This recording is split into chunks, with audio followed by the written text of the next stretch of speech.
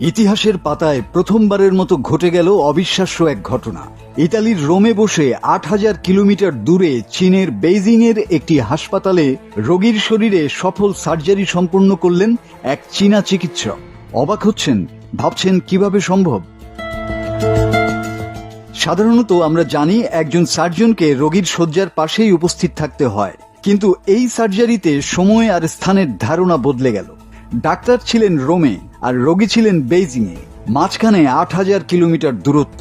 কিন্তু আশ্চর্যের বিষয় হলো, ডাক্তার তার বিশেষ রোবোটিক যন্ত্রের সাহায্যে 5G নেটওয়ার্কের আলট্রা লো ল্যাটেন্সির মাধ্যমে রোগীর দেহে নিখুঁতভাবে সার্জারি সম্পন্ন করলেন। মনে হবে যেন সার্জন নিজে রোগীর পাশেই দাঁড়িয়ে আছেন। নেটওয়ার্কের ল্যাটেন্সি ছিল মাত্র 2 মিলিসেকেন্ড, মানে প্রায় শূন্য বিলম্ব। এই গতি, এই নিয়ন্ত্রণ আগে কখনো দেখেনি বিশ্ব। আর এই অসম্ভবকে সম্ভব করেছে নতুন প্রজন্মের রোবোটিক সার্জারি সিস্টেম, যা আর্টিফিশিয়াল ইন্টেলিজেন্স বা কৃত্রিম বুদ্ধিমত্তা দ্বারা পরিচালিত। ডাক্তার তার কনসোলে নির্দেশ দেন আর রোবট রোগীর শরীরে তৎক্ষণাৎ সেই নির্দেশ বাস্তবায়ন করে। এই নজির বিশ্ববাসীকে নতুন এক দিগন্তের তথ্য জানিয়ে দিল।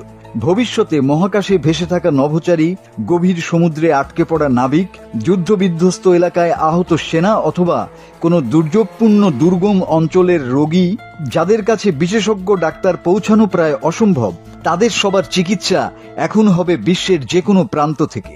এমনকি দূরবর্তী গ্রামে বসে একজন রোগী পেতে পারেন বিশ্বের সেরা সার্জনের সেবা, ডাক্তার সেখানে উপস্থিত না থাকলেও।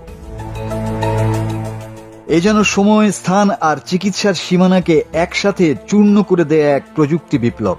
ভবিষ্যতের চিকিৎসা হবে সীমাহীন, সময়ের অপেক্ষা ছাড়াই। এটাই প্রযুক্তির সেই বিস্ময়, যেখানে অসম্ভব শব্দটির কোনো জায়গা নেই।